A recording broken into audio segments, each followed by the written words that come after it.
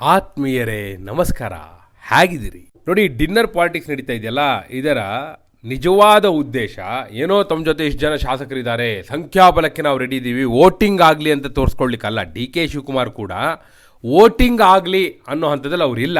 ನಾನು ನಿಮಗೆ ರಿಯಾಲಿಟಿ ಹೇಳಬೇಕು. ನಿಮಗೆ ಯಾರ್ಯಾರ ಜೊತೆ ಎಷ್ಟು ಶಾಸಕರಿದ್ದಾರೆ, ನಿಜವಾಗಿಯೂ ಡಿ ಕೆ ಶಿವಕುಮಾರ್ ಉದ್ದೇಶ ಏನು? ಕೆಲವು ಶಾಸಕರನ್ನ ಬೆನ್ನಿಂದ ಇಟ್ಕೊಂಡು ಯಾವ ಕಾರಣಕ್ಕಾಗಿ ಆ ನಂಬರ್ ಗೇಮ್ನ ಇಶ್ಯೂನ ಮುಂದೆ ತರ್ತಾ ಇದ್ದಾರೆ? ಇದಕ್ಕೆಲ್ಲ ಹೈಕಮಾಂಡ್ ಬಗ್ಗುತ್ತಾ? ಏನಾದರೂ ಅಡ್ವಾಂಟೇಜ್ ಆಗುತ್ತಾ ಡಿ ಕೆ ಶಿವಕುಮಾರ್ಗೆ? ಅವ್ರದ್ದೊಂದು ಪ್ಲ್ಯಾನ್ ಅಂತ ಇರಬೇಕಲ್ಲ. ಇಷ್ಟು ಜನ ಶಾಸಕರನ್ನ ತೋರಿಸ್ಕೊಳ್ಬೇಕಿದ್ರೆ ಏನೋ ಒಂದು ಪ್ಲ್ಯಾನ್ ಇರಬೇಕಲ್ಲ.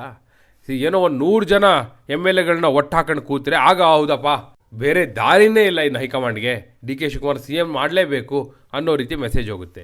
ಎಲ್ಲೋ 15-20 ಜನ, ಅದು ಕೂಡ MLCಗಳು ಸೇರಿಸ್ಕೊಂಡು ಕೂತ್ಕೊಂಡು ಊಟ ಮಾಡಿದ್ರೆ ಏನು ಅಡ್ವಾಂಟೇಜ್ ಆಗುತ್ತೆ? ಆದರೂ ಅವರು ಅದನ್ನು ಮಾಡ್ತಿದ್ದಾರೆ ಅಂದರೆ ಏನೋ ಒಂದು ಇರಬೇಕಲ್ಲ ಅಡ್ವಾಂಟೇಜು. ಹಾಗಾದರೆ ಯಾವುದದು? ಅವರ ಕಾರ್ಯತಂತ್ರ ಏನು ಪ್ಲ್ಯಾನ್ ಮಾಡ್ಕೊಂಡಿದ್ದಾರೆ? ಎಸ್, ಅದೇ ವಿವರವನ್ನು ಕೊಡೋ ಸಲುವಾಗಿ ನಾನು ಬಂದಿದ್ದೇನೆ. ಆತ್ಮೀಯರೇ, ವಾರ್ತೆ ವಿಶೇಷ ಕಾರ್ಯಕ್ರಮಕ್ಕೆ ಸ್ವಾಗತ. ನಾನು ವೀರೇಂದ್ರ ಉಪ್ಪುಂದ. ನೋಡಿ, ಈಗ ಸುದ್ದಿ ಆಗ್ತಾ ಇದೆ, ಬೆಳಗಾವಿಯಲ್ಲಿ ಡಿನ್ನರ್ ಮೀಟಿಂಗ್ ಮೇಲೆ ಡಿನ್ನರ್ ಮೀಟಿಂಗ್ ಆಗ್ತಾ ಇದೆ ಅಂತೇಳಿ. ಇನ್ನು ಫ್ಯಾಕ್ಟ್ ನೋಡಿ, ಸಿದ್ದರಾಮಯ್ಯನವ್ರು ಮಾಡಿದ್ದು ಅದೇನು ಶಕ್ತಿ ಪ್ರದರ್ಶನದ ಡಿನ್ನರ್ ಮೀಟಿಂಗ್ ಅಲ್ಲ. ಪ್ರತಿ ಬಾರಿಯೂ ಬೆಳಗಾವಿಯ ಸುವರ್ಣಸೌಧದಲ್ಲಿ ಚಳಿಗಾಲದ ಅಧಿವೇಶನಕ್ಕೆ ಅಂತ ಹೋದಾಗ ಫಿರೋಜ್ ಸೇಠ್ ಅವರ ಮನೆಯಲ್ಲಿ ಸಿದ್ದರಾಮಯ್ಯನವರು ಒಂದು ಊಟಕ್ಕೆ ಹೋಗ್ತಾರೆ. ಹೋಗುವಾಗ ಜೊತೆಗೆ ಎಲ್ಲರೂ ಬರ್ತಾರೆ, ಅಶೋಕ್ ಪಟ್ಟಣ್ಣು ಅವರು ಇವರೆಲ್ಲ ಜೊತೆಗೆ ಹೋಗೋದು ಅದು ಕಾಮನ್. ಅದೇ ರೀತಿ ಈ ಬಾರಿಯೂ ಹೋಗಿದ್ದವರು. ಅಲ್ಲೇನೋ ಶಕ್ತಿ ಪ್ರದರ್ಶನ ಮಾಡಲಿಲ್ಲ, ಶಾಸಕರ ಸಂಖ್ಯಾಬಲವನ್ನು ತೋರಿಸೋ ಸಲುವಾಗಿ ಆ ಸಭೆ ಮಾಡಿದ್ದಲ್ಲ. ಹಾಗೆ ನೋಡಿದ್ರೆ ಡಿ ಕೆ ಶಿವಕುಮಾರ್ ಅವರು ಕೂಡ ಒಂದು ಪಾರ್ಟಿ ಯಾವಾಗಲೂ ಇಟ್ಕೋತಾ ಇದ್ರು. ಅವರು ಹೆಚ್ಚಿನದಾಗಿ ರೆಸಾರ್ಟಲ್ಲಿ ಇಟ್ಕೋತಾ ಇದ್ರು. ಈ ಬಾರಿ ಒಂದು ಎಸ್ಟೇಟಲ್ಲಿ ಇಟ್ಕೊಂಡಿದ್ದಾರೆ. ದೊಡ್ಡಣ್ಣವರಂಥೇಳಿ ಅವರೊಬ್ಬರು ಉದ್ಯಮಿ, ಅವರ ಎಸ್ಟೇಟಲ್ಲಿ ಇಟ್ಕೊಂಡಿದ್ದಾರೆ. ಒಂದು 15 ಜನ MLAಗಳು, 15-16 ಜನ MLAಗಳು, MLCಗಳು, ಸಚಿವರೆಲ್ಲ ಸೇರಿ ಒಂದು 20 ಜನ ಒಟ್ಟಾಗಿದ್ದಾರೆ. ಇಷ್ಟು ಶಾಸಕರನ್ನ ತೋರಿಸ್ಬಿಟ್ರೆ ಡಿ ಕೆ ಶಿವಕುಮಾರ್ ಅವ್ರಿಗೆ ಏನಾದ್ರು ಅಡ್ವಾಂಟೇಜ್ ಆಗುತ್ತಾ? ನೋಡಿ, ಇನ್ಫ್ಯಾಕ್ಟ್ ರಾಹುಲ್ ಗಾಂಧಿಯವರು ಮೊನ್ನೆ last time D K Shivakumar ಅವರು ಕೆಲವು ಶಾಸಕರನ್ನು ಡೆಲ್ಲಿ ಕಳಿಸಿದ್ರಲ್ಲ, ಆಗಲೇ ಹಿ ವಾಸ್ ಅಪ್ಸೆಟ್. ಇದೆಲ್ಲ ಮಾಡಬೇಡಿ ಅನ್ನೋ ಮೆಸೇಜ್ನ ವೇಣುಗೋಪಾಲ್ ಮೂಲಕ ಕೊಡಿಸಿದ್ರು ಅವರು. ಈಗಲೂ ಕೂಡ ಏನೋ ಸಂಖ್ಯಾಬಲವನ್ನು ಶಕ್ತಿ ಪ್ರದರ್ಶನಕ್ಕಾಗಿ ತೋರಿಸ್ತಾ ಇದ್ದಾರೆ ಅನ್ನೋ ಮೆಸೇಜ್ ಹೋದರೆ ಅವ್ರಿಗೇನು ಅದರಿಂದ ಅಡ್ವಾಂಟೇಜ್ ಇಲ್ಲ. ಆದರೆ ಹಾಗಂತೇಳಿ ಸುಮ್ಮನೆ ಕೂತ್ಕೊಳ್ಳೋಕ್ಕೂ ಆಗಲ್ವಲ್ಲ. ಬ್ರೇಕ್ಫಾಸ್ಟ್ ಮೀಟಿಂಗ್ ನಂತರವೂ ಹೇಳಿಕೆಗಳ ಮೇಲೆ ಹೇಳಿಕೆ, ಯತೀಂದ್ರ ಹೇಳಿಕೆ, ಅದಕ್ಕೆ ಪ್ರತಿಯಾಗಿ ಇಕ್ಬಾಲ್ ಹುಸೇನ್, ಬೇಳೂರು ಗೋಪಾಲಕೃಷ್ಣ, ಚನ್ನಗಿರಿಯ ಶಿವಗಂಗಾ ಬಸವರಾಜ್, ಇವ್ರದ್ದೆಲ್ಲ ಯಾಕೆ ಹೇಳಿಕೆಗಳು ಬರ್ತಾ ಇದೆ ಅಂದರೆ ಡಿ ಕೆ ಶಿವಕುಮಾರ್ ಟೀಮ್ಗೆ ಈ ಇಶ್ಯೂ ಜೀವಂತವಾಗಿರಬೇಕಾಗಿದೆ. ಸಿದ್ದರಾಮಯ್ಯನವ್ರಿಗೂ ಅದೇ ಆಗಬೇಕಾಗಿದೆ. ಇಶ್ಯೂ ಜೀವಂತವಾಗಿರಲಿ, ಹೈಕಮಾಂಡೇ ತೀರ್ಮಾನ ಮಾಡೋ ಹಾಗಾಗಲಿ ಅನ್ನೋದೇ ಅವ್ರ ತಲೆಯಲ್ಲೂ ಇರೋದು. ಅದಕ್ಕೆ ಸಿದ್ದರಾಮಯ್ಯನವರು ಪದೇ ಪದೇ ಹೈಕಮಾಂಡ್ ತೀರ್ಮಾನಕ್ಕೆ ಬದ್ಧ ಅಂತ ಹೇಳ್ತಿರೋದು. ಆದರೆ ಡಿ ಕೆ ಶಿವಕುಮಾರ್ ಎಲ್ಲೂ ಕೂಡ ಹೈಕಮಾಂಡ್ ತೀರ್ಮಾನಕ್ಕೆ ಬದ್ಧ ಅಂತ ಹೇಳ್ತಾ ಇಲ್ಲ. ನೀವು ನೋಡಿ, ಸಿದ್ದರಾಮಯ್ಯನವರು ದಿನಕ್ಕೆ 3 ಸತಿ ಹೇಳ್ತಾರೆ ಆ ಮಾತನ್ನು.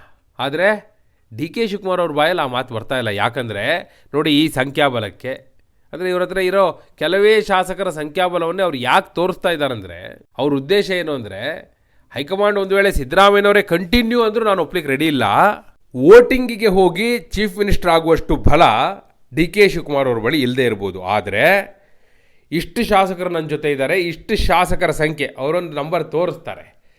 ಅದು ಕೊನೆಗೆ ಒಂದು 30ಕ್ಕೆ ಹೋಗಿ ನಿಂತ್ಕೋಬೋದು ಅಂತ ಅಜ್ಯೂಮ್ ಮಾಡ್ಕೊಳ್ಳಿ. ಇಷ್ಟು ಶಾಸಕರ ಬಲದಿಂದ ನಾನು ಸರ್ಕಾರವನ್ನು ಸಮಸ್ಯೆಗೆ ಈಡು ಮಾಡಬಹುದು.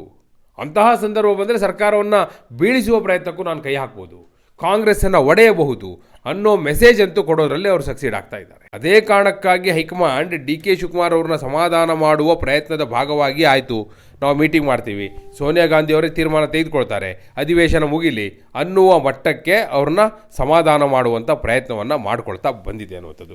ಇಲ್ಲಿವರೆಗೂ ಅವರು 2.5 ವರ್ಷ ಆಗಲಿ ಅಂತಲೇ ಮುಂತಳ್ತಾ ಬಂದರು. 2.5 ವರ್ಷ ಆಗ್ತಿದ್ದಾಗೆ ಡಿ ಕೆ ಶಿವಕುಮಾರ್ ಯಾವಾಗ ತಲೆ ಮೇಲೆ ಕೂತ್ರೋ, ಈಗ ಅಧಿವೇಶನ ಮುಗಿಯೋವರೆಗೂ ಟೈಮ್ ಕೊಡಿ ಅಂತ ಹೇಳಿದ್ದಾರೆ. ಅಧಿವೇಶನ ಮುಗಿತಾ ಇದ್ದ ಹಾಗೆ ಜನವರಿ 2ನೇ ವಾರದ ಒಳಗಾಗಿ ಒಂದು ತೀರ್ಮಾನ ಆಗಲೇಬೇಕು ಅನ್ನೋಂಥದ್ದು ಡಿ ಕೆ ಶಿವಕುಮಾರ್ ಅವರು ಪಟ್ಟು ಹಿಡಿದಿದ್ದಾರೆ. ಹೈಕಮಾಂಡ್ ಕೂಡ ಆಗಲಿ ಅನ್ನುವಂಥ ಒಪ್ಪಿಗೆಯನ್ನು ಕೊಟ್ಟಿದೆ. ಈಗ ಇದೆಲ್ಲದರ ಭಾಗವಾಗಿ ವಿಷಯವನ್ನು ಜೀವಂತ ಇಡುವ ಪ್ರಯತ್ನವಾಗಿ ಡಿ ಕೆ ಶಿವಕುಮಾರ್ ಅವರು ಈ ಸಭೆಗಳನ್ನ, ಶಾಸಕರ ಬಲವನ್ನು, ತಮ್ಮ ಆಪ್ತ ಶಾಸಕರಿಂದ ಹೇಳಿಕೆಗಳನ್ನ ಕೊಡಿಸ್ತಾ ಇದ್ದಾರೆ. ಹಾಗಾದರೆ ಸಿದ್ದರಾಮಯ್ಯನವರು ಯಾಕೆ ಯತೀಂದ್ರ ಅವರಿಂದ ಹೇಳಿಕೆ ಕೊಡಿಸ್ತಾ ಇದ್ದಾರೆ ಅಂದರೆ, ಅವರಿಗೂ ಇಶ್ಯೂ ಜೀವಂತವಾಗಿರಬೇಕು.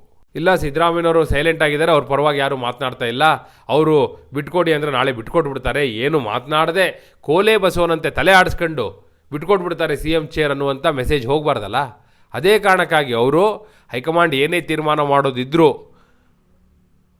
ನನ್ನನ್ನು ಇಗ್ನೋರ್ ಮಾಡೋ ಹಾಗಿಲ್ಲ ಅನ್ನೋ ಮೆಸೇಜ್ನ ಕೊಡುವಂಥ ಪ್ರಯತ್ನವನ್ನು ಅವರು ಮಾಡ್ತಿದ್ದಾರೆ. ಬೇರೆ ಯಾರು ಮಾತನಾಡ್ತಾರೋ ಬಿಡ್ತಾರೋ, ತಮ್ಮ ಆಪ್ತ ಸಚಿವರು, ಶಾಸಕರು ಯಾರು ಮಾತಾಡ್ತಾರೋ ಬಿಡ್ತಾರೋ, ತಮ್ಮ ಪುತ್ರನ ಮೂಲಕ ಹೇಳಿಕೆ ಕೊಡಿಸುವ ಮೂಲಕ ಸಿದ್ದರಾಮಯ್ಯನವರು ಕೂಡ ಇಷ್ಟು ಜೀವಂತವಾಗಿರಬೇಕು, ಹಾಗೂ ಹೈಕಮಾಂಡ್ ಏನೇ ತೀರ್ಮಾನ ಮಾಡೋದಿದ್ರೂ ನನ್ನನ್ನು ಕೇಳಿಯೇ ಮಾಡಬೇಕು ಅಂಥದ್ದೊಂದು ಒತ್ತಡ ತಂತ್ರವನ್ನು ಸಿದ್ದರಾಮಯ್ಯನವರು ಕೂಡ ಬಳಸ್ತಾ ಇದ್ದಾರೆ. ಹಾಗಾದರೆ ಇದು ಎಲ್ಲಿಗೆ ಹೋಗ್ಬಿಟ್ಟುತ್ತೆ ನೋಡಿ. ಒಂದು ವೇಳೆ ಹೈಕಮಾಂಡ್ ಏನಾದರೂ ಇಲ್ಲ ಡಿ ಕೆ ಶಿವಕುಮಾರ್ ಅವ್ರನ್ನೇ ಮುಖ್ಯಮಂತ್ರಿ ಮಾಡೋದು ಅನ್ನುವಂಥ ತೀರ್ಮಾನಕ್ಕೆ ಬಂದು ಸಿದ್ದರಾಮಯ್ಯನವರಿಗೆ ಅದನ್ನು ಹೇಳಿದ್ರೆ, ಆಗ ಸಿದ್ದರಾಮಯ್ಯನವ್ರು ಬೇರೆ ಏನು ಹೇಳಲ್ಲ, ವೋಟಿಂಗ್ ಆಗಲಿ ಅಂತಾರೆ ಅವರು. ಆಗಲಿ, ವೋಟಿಂಗ್ ಆಗಲಿ, ವೋಟಿಂಗ್ ಮೂಲಕವೇ ತೀರ್ಮಾನ ಮಾಡೋಣ, ಡೆಮೋಕ್ರೆಟಿಕಲಿ ಡಿಸಿಷನ್ ಮಾಡಿ ಅಂತ ಹೇಳ್ತಾರೆ. ಮತ್ತೇನು ಹೇಳಲ್ಲ ಅವರು. ನಾನು ಹೈಕಮಾಂಡ್ನ ತೀರ್ಮಾನವನ್ನು ವಿರೋಧಿಸ್ತೇನೆ, ಅಥವಾ ನಂದೇನೋ ಆಗಬೇಕು, ನನ್ನ ಮಗನ DCM ಮಾಡಿ, ಮತ್ತೊಂದೆಲ್ಲ ಅವ್ರು ಹೇಳಲ್ಲ. ಈಗ ಹೇಳಕ್ಕೆ ಹೋಗಲ್ಲ ಅದನ್ನು. ಏನಾಗುತ್ತೆ ಈಗ ಡಿ ಕೆ ಶಿವಕುಮಾರ್ ಅವ್ರ ಬಣದಿಂದ ಕೆಲವರೆಲ್ಲ ಒಂದು ಮೆಸೇಜ್ನ ಪಾಸ್ ಮಾಡ್ತಿದ್ದಾರೆ. ಸಿದ್ದರಾಮಯ್ಯವ್ರು ಇಷ್ಟೆಲ್ಲ ಯಾಕೆ ಮಾಡ್ತಿದ್ದಾರೆ ಅಂದರೆ, ಯತೀಂದ್ರ ಅವ್ರ ಬಾಯಲ್ಲಿ ಈ ಹೇಳಿಕೆಯೆಲ್ಲ ಯಾಕೆ ಕೊಡಿಸ್ತಾ ಇದ್ದಾರೆ ಅಂದರೆ, ತಮ್ಮ ಪುತ್ರನನ್ನು DCM ಮಾಡುವ ಸಲುವಾಗಿ, ಅಥವಾ ಪ್ರಮುಖ ಖಾತೆಯೊಂದಿಗೆ ಸಚಿವನನ್ನಾಗಿ ಮಾಡುವ ಸಲುವಾಗಿ, ಹಾಗೂ ತಮ್ಮ ಆಪ್ತರಿಗೆ, ಸತೀಶ್ ಜಾರಕಿಹೊಳಿ ಸೇರಿದಂತೆ ಆಪ್ತರಿಗೆ ಆಯಕಟ್ಟಿನ ಸ್ಥಾನಮಾನವನ್ನು ಕೊಡಿಸುವ ಸಲುವಾಗಿ ಇಷ್ಟೆಲ್ಲ ಮಾಡ್ತಾ ಇದ್ದಾರೆ ಅನ್ನೋ ಮೆಸೇಜ್ ಪಾಸ್ ಮಾಡ್ತಾ ಇದ್ದಾರೆ ಡಿ ಕೆ ಶಿವಕುಮಾರ್ ಅವ್ರ ಬಣದವರು. ಇನ್ ಫ್ಯಾಕ್ಟ್ ಸಿದ್ದರಾಮಯ್ಯನವರಿಗೆ ಫಸ್ಟ್ ಪ್ರಯಾರಿಟಿ ಅವ್ರದ್ದಿರೋದು ಡಿ ಕೆ ಶಿವಕುಮಾರ್ CM ಆಗಬಾರ್ದು, ಅದು ವೋಟಿಂಗ್ ಮೂಲಕ ಆಗಲಿ ಅಂತಾರೆ. ವೋಟಿಂಗ್ ಅಂತಲೇ ಹೋದರೆ ಆಗ ಸಿದ್ದರಾಮಯ್ಯನವರು ಮ್ಯಾನೇಜ್ ಮಾಡುವ ತಾಕತ್ತಿದೆ, ಯಾರ ಮುಂದೆ ಮುಖ್ಯಮಂತ್ರಿ ಆಗಬೇಕು ಅನ್ನೋದನ್ನು, ಆ ಶಕ್ತಿ ಅವರಿಗಿದೆ. ನೋಡಿ, ಈಗಲೇ ಇವರು ಡಿನ್ನರ್ ಮೀಟಿಂಗಲ್ಲೇ 15-20 ಜನ, ಅದು MLAಗಳು, MLCಗಳು, ಮಿನಿಸ್ಟರ್ಗಳೆಲ್ಲ ಸೇರಿ ಅನ್ನೋಂಥ ಲೆಕ್ಕ ಕಾಣಿಸ್ತಾ ಇದೆ, ಕಣ್ಣಿಗೆ ಕಾಣಿಸ್ತಾ ಇದೆ. ಅಂದರೆ ಇಲ್ಲ ಅಂದಿದ್ರೆ ಡಿ ಕೆ ಶಿವಕುಮಾರ್ ಅಷ್ಟೇನಾದರೂ 100 ಜನ ಶಾಸಕರವ್ರ ಜೊತೆ ಇದ್ದಿದ್ದರೆ ಪರೇಡ್ ಮಾಡಿಸಿರೋರು. ಹಾಗೆ ಆಗ್ತಾ ಇಲ್ಲ, ಅದು ವಾಸ್ತವ.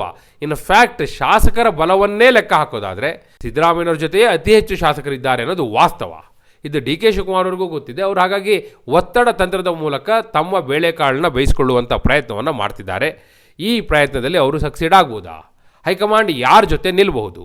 ವೋಟಿಂಗ್ ಮೂಲಕವೇ ಮುಂದಿನ ಮುಖ್ಯಮಂತ್ರಿ ಆಯ್ಕೆ ಆಗಬೇಕಾ? ಆ ರೀತಿ ಆಗಬಹುದಾ? ನಿಮ್ಮ ಅಭಿಪ್ರಾಯವನ್ನು ಕಮೆಂಟ್ ಮೂಲಕ ತಿಳಿಸಿ. ಹಾಗೆ ನೀವಿನ್ನೂ ವಾರ್ತೆ ಚಾನಲ್ನ ಸಬ್ಸ್ಕ್ರೈಬ್ ಮಾಡಿಲ್ಲ ಅಂದರೆ ಈಗಲೇ ಸಬ್ಸ್ಕ್ರೈಬ್ ಮಾಡಿ.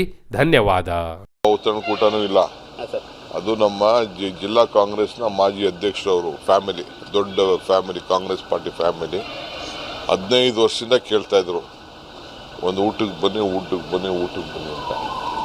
1 ವರ್ಷ ಜನ ಎಲ್ಲ ಹೋಗಿದ್ದು ಅಷ್ಟೇ, ಯಾವ ಔತಣ ಇಲ್ಲ, ಏನೂ ಇಲ್ಲ.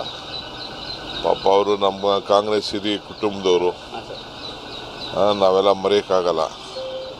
ಈಗ ನೋಡಿ, ಈಗ ನಮ್ಮ ಹುಡುಗವನೆಲ್ಲ ಬಂದವನೇನು ಇಲ್ಲಿ ಬಂದು ಕೆಲಸ ಮಾಡ್ತಾವನೆ. ಇಲ್ಲಿ ನಮ್ಮನೆ ಊಟ ಇವತ್ತು ತಂದು ಕೊಡ್ತೀನಿ, ರಾಗಿ ಮುದ್ದೆ ಉಪ್ಸಾರು ಅಂತ ಹೇಳ್ತಾವನೆ.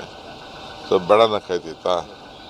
ಹಂಗೆ ದಿನ ಒಬ್ಬೊಬ್ರು ಊಟ ತಂದು ಕೊಡ್ತಾ ಇದ್ದಾರೆ ಲೋಕಲ್ ಅವರು. ಇವ್ರು ನಮ್ಮ ಕ್ಷೇತ್ರದವನೇನು. ಹಂಗೆ ಅವರು ಪ್ರೀತಿಯಿಂದ ಕರೀತಾರೆ, ಒಂದೊಂದು ದಿನ ಹೋಗೋದು. ನಾಳಿದ್ದು ನಮ್ಮ ಸೇಠ್ ಕರೆದವನೆ, ಆಸಿಫ್ ಸೇಠ್ ಕರೆದವನೆ, ಫಿರೋಜ್ ಸೇಠ್ ಕರೆದವನೆ. ಹಂಗೆ ಒಂದೊಂದು ದಿನ ಹೋಗೋದು. ಯಾವ